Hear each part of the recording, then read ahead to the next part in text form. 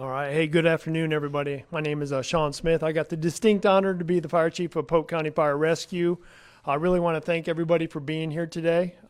That's a big deal. This is just kind of want to reiterate what's going on in the state, especially in Central Florida. There is a severe drought in the state of Florida right now. Polk County Fire Rescue can attest to that. I promise you that. We had a busy weekend. As you may know, or just to remind some people, due to the severe drought conditions, Polk County Fire Rescue enacted a burn ban for the county. That was on November 25th. And on November 25th, since then, we've gotten minimal rain, if any. We've gotten a little bit here. We did get a little bit last night, which wasn't enough to make a difference, especially in Polk County, actually. Severe drought, we had that frost conditions for those sustained days, about 3 or 4 days where it was really cold.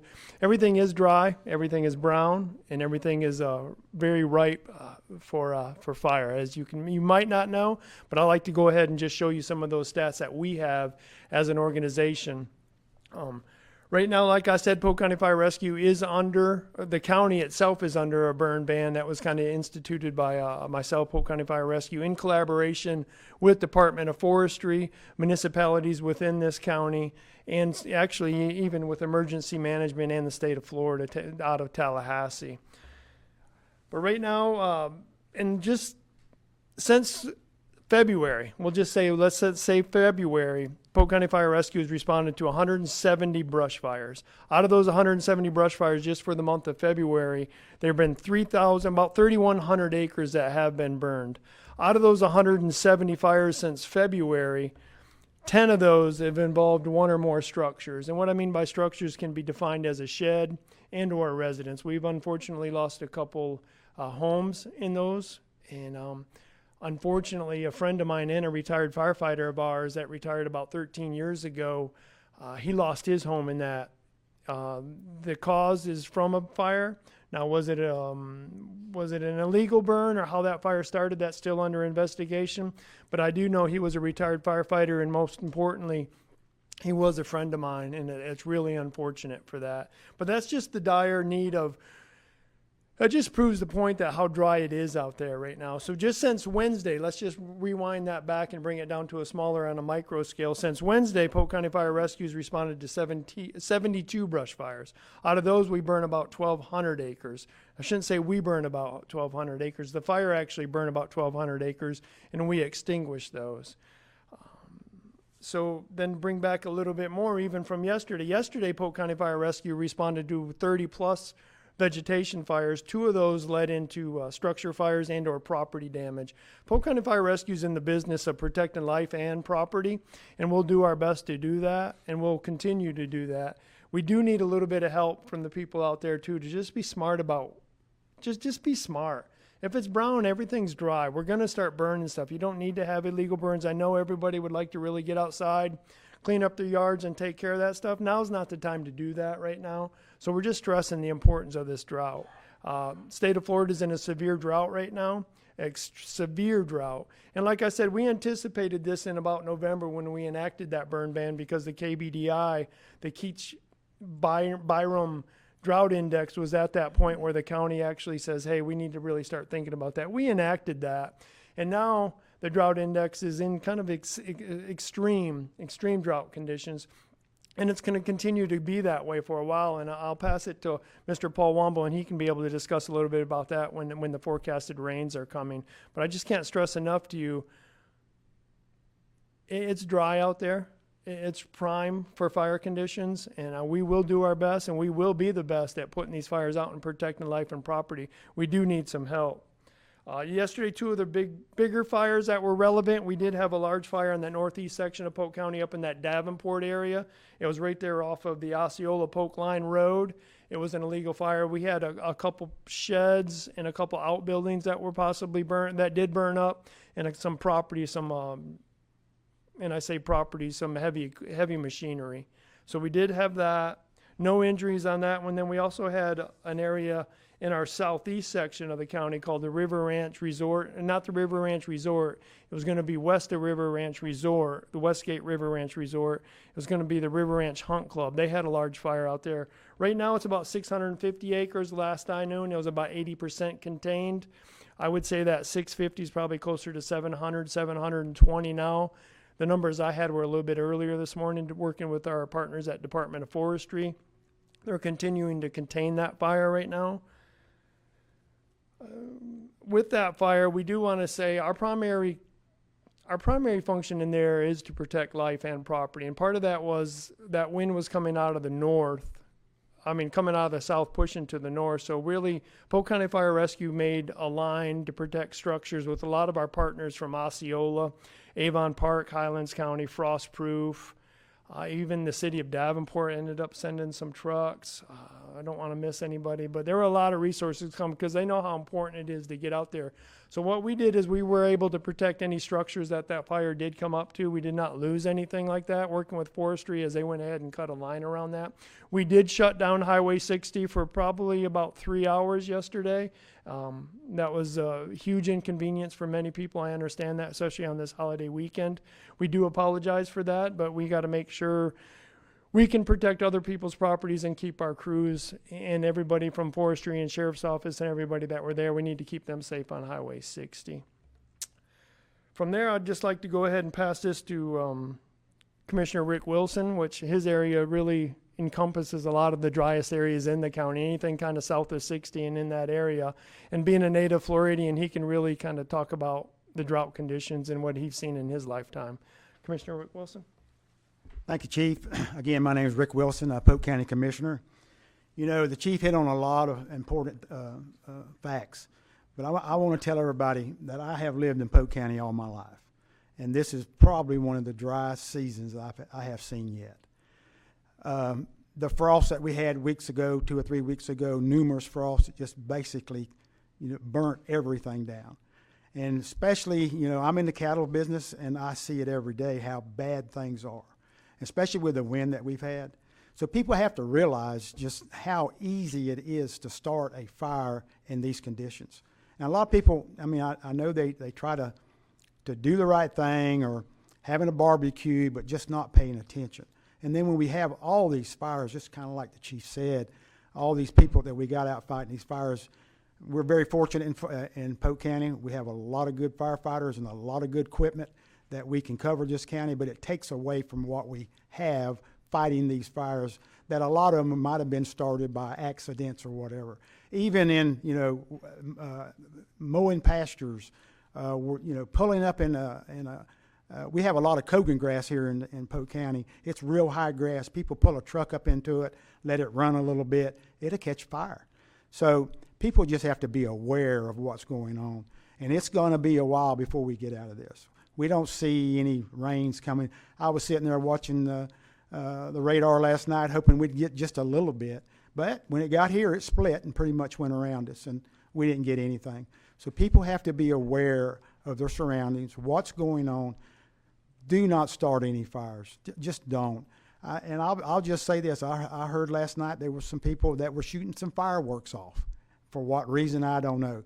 That's not a good idea. And if something happens and you get caught with that, Grady might be coming to see you. So you got to use your head and think about what you're doing right now. We'll get through this, but right now it's pretty tough. But so just pushing everybody to do the right thing. I want to turn it over to Paul Womble, the Director of our Special Operations, and he'll carry on. Rick, thank you. Good morning, everyone. I'm Paul Womble, Emergency Management Director. So you heard the story, right? It's dry. It's been dry since November. We had frost. We had a freeze. So everything, the fire load is high. The potential is high. I'm a native Polk County, and it's, we've had some big fires in our past here, but it's been quite some time. My message is this, along with what the Chief and Commissioner Wilson have said about the starting fires. Shawn mentioned the fire at River Ranch yesterday. There were folks that had a knock on their door or a reverse 911 call from the communications center that said, you need to go. There's a fire coming your way. It could burn your house down and you need to go. And they had just a few minutes to react. So that's no different than having a hurricane plan or any other disaster plan. If you get that call or you get that knock on the door, what are you going to do? Think about that now. Shawn mentioned the fire that unfortunately destroyed a retired Polk County Fire Rescue member. I also knew him very well for a long time. And his house was not out in the middle of the woods, right? It was a somewhat urban area, and it didn't take very much to cause that fire to happen. So think about what you would do in that situation to keep your family safe. Don't delay. If you get a call or a knock on the door that said, hey, there's a fire coming and you need to go, you need to go. We saw folks yesterday leaving the fire area trying to get out, or they came because, they had family in the area. But at that point, there may be a time where you can't get in. So think about what that emergency plan would be now. Think about where you would go, how you would get out. And if you do live in these areas where your home is close to woods, close to trees, even I looked today on the way in, there's just the frost in your normal neighborhood, any neighborhood in this county, if somebody throws a cigarette out or something happens to start a fire accidentally, it could be bad. So just think about that. Be prepared. Please heed the warning of the burn ban, and if not for you, your neighbors, your family, and the folks in your neighborhood. We want everybody to be safe. We don't want homes destroyed, and we certainly don't want any injuries or any folks to get hurt. So with that, I'll bring it back up to, I think, to Chief Smith, and then we'll stand for any questions. Thank you, ma'am. All right. Well, thank you, gentlemen. Appreciate everything real quick. I just want to take the time to introduce Commissioner Becky Troutman also. She's standing right here to my left. Hey, real quick, I just want to stress the importance a little bit of what Paul was saying. You know what I mean? It is severe drought conditions, and Polk County Sheriff's Office and Sheriff Judd is really supportive of this. Just to go over some statistics too with Polk County Sheriff's Office. Sheriff's Office has cited 21 people in the county for an ordinance burn ban since November, since we issued that ban. Many of those individuals and/or people that were cited are also getting additional criminal charges. I don't know what those are. And the Sheriff's Office also has people there being charged. They're charged with the burning during the state of emergency, which the governor issued a declaration on February 9th. And what that means is Governor DeSantis signed an emergency declaration on February 9th because of the severe drought conditions in anticipation of the drought conditions. It's going to be historical, much like what Commissioner Wilson said, and native Floridian Mr. Womble, and I know Ms. Troutman also, that this is setting up to be a historical. It is so dry out there. I've been doing this 22 years right here in this county, and I've watched it, and watching the fires years ago up there on the I-4 corridor when they shut down I-4. This is looking like this could be similar to that. I don't wish that upon anybody, but it is going to be historical. Sheriff's Office is on board to really start ramping this up and taking care of the business that he normally takes care of. We just want people to be safe, man. It's common sense. Think about your family. Think about your neighbors. And there's a saying in Polk County, too, that we're really trying to just be kind. Be kind to each other and be kind to what you're doing out there, man. There's ramifications that might not go right in your yard, but they do spread. But with that being said, I'm going to go ahead and open it up for any questions if I can answer them. Chief, how are you handling enforcement per se? Are we supposed to be calling the police on our neighbors? How do you handle that? So anytime you have something and you're nervous or you do see in a burn, you can call 911 and you can say it's a non-emergency. Hey, I see a neighbor, or you could just say, hey, I'm driving by and I do see, it appears that somebody's having a recreational burn or an illegal burn. I hate to say illegal, but it'd be a recreational burn when there is a burn ban. None of this. So you can call 911 and you can just say it's a non-emergency line, and they'll go ahead and do that, and they'll handle it different than they would a typical emergency. Chief, when it comes to the stats you were putting out there, Yep. they're jaw-dropping. Yes. Can you just give us a sense of how much your crews are taxed right now and what these numbers do to your ability to respond as these come up again and again? So it's a great question, and it's kind of a threefold or a trident type question, because is it taxing to us? It's not taxing to the people and the effort and everything we're putting forward, but pulling those resources. So anytime we get, let's say we get a brush fire, large scale brush fire, large vegetation fire, our dispatch will go ahead and dispatch the closest units. And a lot of times that will require maybe an engine, 2 engines, maybe 3 brush trucks. And not that the engines can't help, but you got to remember too, the engines do carry water. So our brush trucks are sit there, they can go spray all the water, come back, and they can we call it nursing. You can nurse off those trucks. So we need those, and we need the people power there too. So it taxes us on a couple fronts like that. So like yesterday at one time, we had over 30 fires going on at the same time, and they were all, and I'm going to tell you right now, the majority of them, and I'm going to say the majority, 88% of them, were probably from people just not doing it, they were just having a fire in their backyard. A lot of them were picking up the brown, the dead debris and everything, and it just gets, especially with that wind, it just takes off on that grass, and it ran. And once it gets going, it gets into other vegetation, or let's say it'll get into a structure, a shed and or a vehicle. You know, a lot of these vehicles sit low to the ground and it goes up under there. So then we're looking at property damage, and then that creates BTUs, which creates an off gas, which then that catches the next thing on fire. Have you been in a situation where you're responding to a number of fires and there's a new fire that crops up and you have to wait to respond to that? No, because we actually, like yesterday, from the high call volume and what we actually had a command staff at dispatch to kind of go ahead and move resources over. So we reallocate resources, pull them over, and we have automatic and mutual aid agreements with every municipality here in Polk County, and we also work really well with Hillsborough, Osceola Lake, Hardy, Highlands County, and it's kind of a reciprocal too. If they need our help, we'll send something. It's obviously human nature. Mhm. Whatever we're talking about, fires, anything else out there that's dangerous, it won't happen to me. Yeah. How do you explain? How do you reiterate to people that it can happen to them and that you're not immune and that the fun you think you're having really can turn out to be dangerous? Oh, yeah, guaranteed. I mean, you know, and the burn ban Polk County Fire Rescue doesn't want to take any fun away from anybody. State of Florida doesn't want to take fun away from everybody. This is the time of season where everybody enjoys having their little recreational fire and sitting out by the campfire. Now, we're not trying to take that away. We're not trying to tell you what to do on your property. This is your property, man. We fully respect that. But it's at that point where you have to have that 10,000-foot view and look at your actions. There's ramifications for that.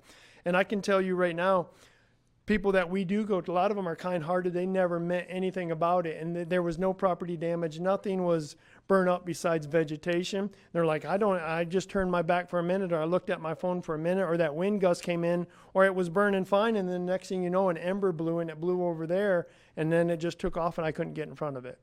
So that's how quick it can happen. What are some of the consequences that people could face if they do not heed the burn ban? That I can't answer. I know the sheriff's office, Polk County Sheriff's Office, issues a citation, and honestly, I can't remember. I think it's a financial obligation, and I don't know that. But we can get that, or I know our PIOs can get that for you. But, you know, in some of these, like Sheriff's Office, once they're there, and it doesn't stink that they're there, but if they're issuing you a citation for an act, something that we've been promoting since November, and then they find other criminal charges, it just seems like they kind of brought it on yourself. If you could have just followed, just be respectful of everybody else, I think it would have been, probably wouldn't have had any charges and or the original citation. I know probably what Chef was saying, they're going to be smart about things and maybe issue a warning and things like that, but I think we're to the point where warnings are over. It's like you've been told. Yeah. I mean, this is serious. Yeah, no, it's very serious, and I'm not going to speak for Sheriff Judd. He can speak on that, but I think I talked with him a little bit yesterday out there on that Highway 60, and he knows how important it is. And I mean, I know you guys know Sheriff Judd about as much as I do, and I'm sure I'm not going to speak for him, but I know it's on the radar. And this is one of the reasons why we're here, to let people know that we're very serious about this. And if it's not going to get any wetter, it's going to keep getting drier and hotter. I mean, not hotter, but drier. And they keep, not doing the right thing. Then I'm going to do everything I can to get the Grady to do what he can to make sure that people pay attention to this, because this is life-threatening. And once these things go up, I mean, it can be some pretty hard consequences. She didn't talk about it being taxing. Are crews working overtime, working more hours? No. I mean, we're doing typical shift exchange. I mean, sometimes if a crew is out early in the morning, like we had a fire up there in the Green Pond area where it was kind of about 4 or 5:30 in the morning, and it didn't break until they could do shift exchange about 9 o'clock. So there's a little bit of holdover there just because of the crews rotating and making sure we're working with our being collaborative with Department of Forestry, not leaving them up there by themselves, and then them not leaving our crews up there by themselves. But no, that we haven't, and this is something we'll talk about amongst the command staff and county administration. There's been times in the past, and I could probably have a real good percentage that this probably will be looked at, is as it continues to get dry and the brush fires continue to keep going on the rise, we will kind of up staff on a volunteer basis if people want to come. So we'll have one member on the brush truck all the time, and that also goes back to, our resources. Are we not able to respond to calls? So that brush truck will always be staffed with somebody, and that still leaves our rescues and our engines and our ambulances. Everything's ready, fully staffed. So we might bring on a few extra people per shift. No, it's all over. The driest area right now in the county for Polk County is everything just 60 south is really dry. And that goes into Hardy County and everything. And then everything's really, so if you're looking drought index, it would be south of 60, but it's everywhere. Just yesterday afternoon, probably about 2-3 o'clock, we had a fire up there in the Lakeland area, which is urban, a mix of industrial urban with some duplexes. It was an outside fire that came in and then started a structure fire up there. And that was right off of, that was kind of not Lakeland proper per se, but right on the outskirts of unincorporated City of Lakeland City of Lakeland zip code. Well, yeah, damaged, yeah. There's been a lot of farmland that goes, a lot of cattle. There's a lot of cattle and phosphate and a lot of mining property out the south of that 60 area, but a lot of cattle, a lot of citrus and stuff. Citrus has already taken a big hit with this frost too, and then to have these fires to make sure that we can try to get in front of them. Yes, the vegetation has burnt. We've lost a couple, maybe equipment, but no property per se, like actually gas powered or anything like that. But some of the equipment, some of the spikes, some of the some of the draggers. I'm trying to think of Discs. Yeah, discs. That's what I was thinking of, draggers. But yeah, I was thinking of the discs and all that kind of stuff has taken some damage. How has this impacted air quality? I know some people online have been saying that if they have respiratory issues, they're worried about if they can go for walks in their neighborhoods where the brush fire is at. Correct. In that, I don't have the actual numbers on that, but obviously if you're respiratory immune, there's going to be issues. Yesterday, I could tell you firsthand down there at River Ranch, I'm not respiratory immune, but I think I was after that a little bit. But it's just thick. It's just it depends on which way the wind's coming and how high, if the humidity's high, that smoke is going to bank down a little bit. I don't have the actual air quality index, but there is going to be issues like that, especially now is the time that you get a lot of, like, to piggyback off what you said, how do they report it? A lot of people call in because it's that time of year where you like to have your sliders open and your windows open and then your neighbor's burning and you're like, hey man, I'm trying to air out my house and I'm bringing in all this smoke. So there is issues. I don't have the air quality per se. I know we had a scrapyard fire just north of Lakeland, much like she was asking, is it just wooded area, rural area? No, that scrapyard fire we had Saturday was actually from a not a wildfire, but a grass fire that got into some of that stuff. And there's a lot of stuff going on about the toxicity of some of that smoke that was coming from that. And obviously if it's those kind of industrial equipment and or scraps, there's going to be some toxicity. And that's why we wear a proper PPE and all that kind of stuff.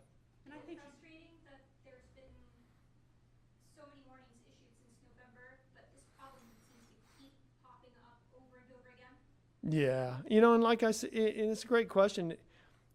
It's not isolated to Polk County. I can promise you that. You can look at the drought index. You can look at my peers. Hillsborough County, I know, had their hands full this weekend.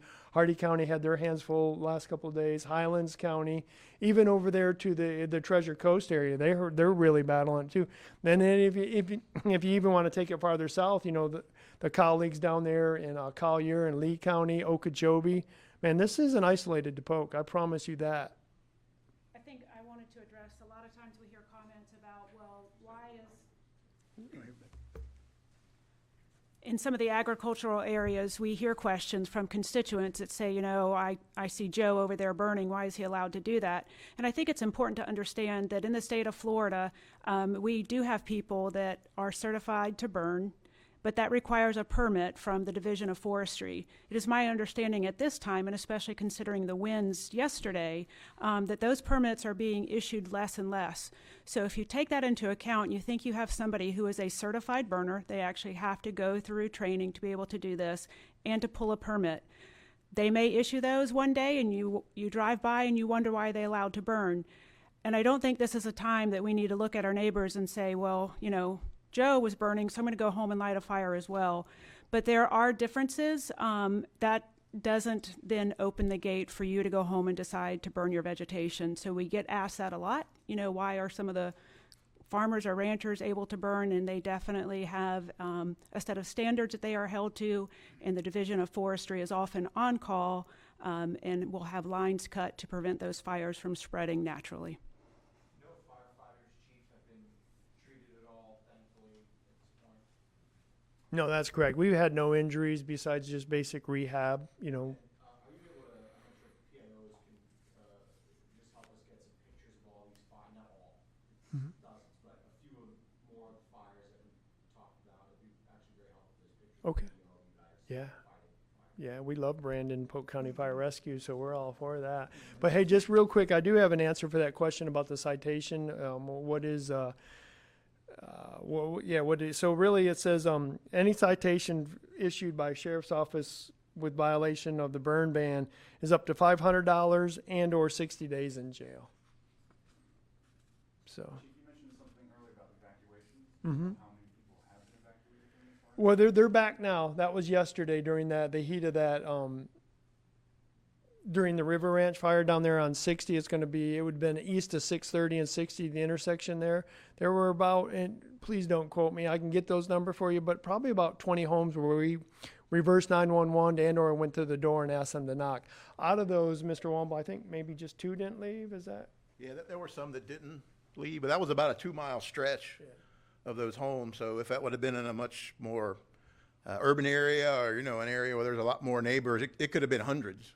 So again, and we're, you know, there's no rain in the forecast. We got a tease last night, but not anywhere near a beneficial amount of rain. So that's why we're here today. This could be weeks and weeks and weeks until we start seeing our normal rainy season, typically in, you know, late May or into June, right? So that's a long time that we want folks to be ready in case it happens. It will happen. We will do this again before we start getting rain, and we want everybody to be ready.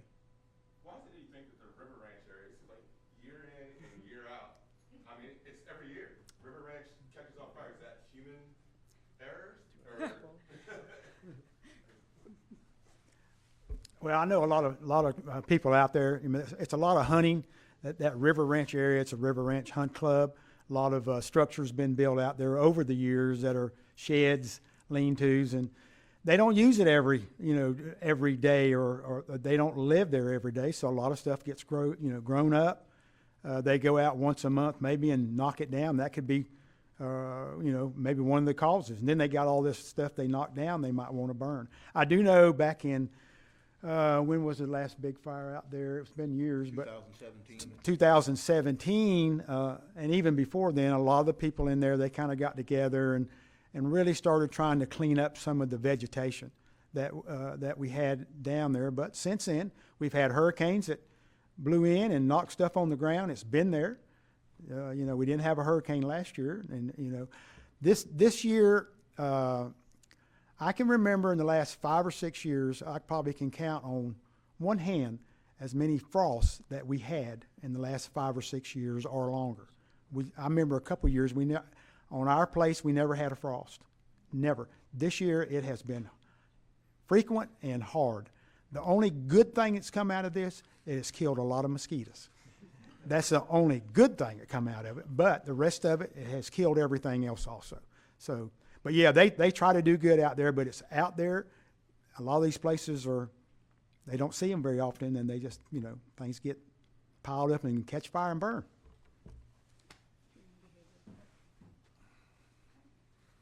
Yeah, and just to piggyback a little bit off of what Commissioner Wilson said, that River Ranch area, if you're familiar with that area, There's salt of the earth people out there, good people, good-hearted people, but a lot of that is a recreational area where they drive ATVs, side-by-sides, all that. And those, obviously motors get hot, obviously mufflers get hot, obviously the grass is high and the grass is dry. That does happen. It happens, it's not that they're not listening to the burn ban, it's just one of those things where they might park it there to take a break and the muffler's hot, or they overheated the recreational vehicle and it's caught a fire, which is catastrophic because that side-by-side or ATV on fire causes a huge fire. And but yeah. Any more questions? All right, man. Appreciate everybody. You guys all be safe this week.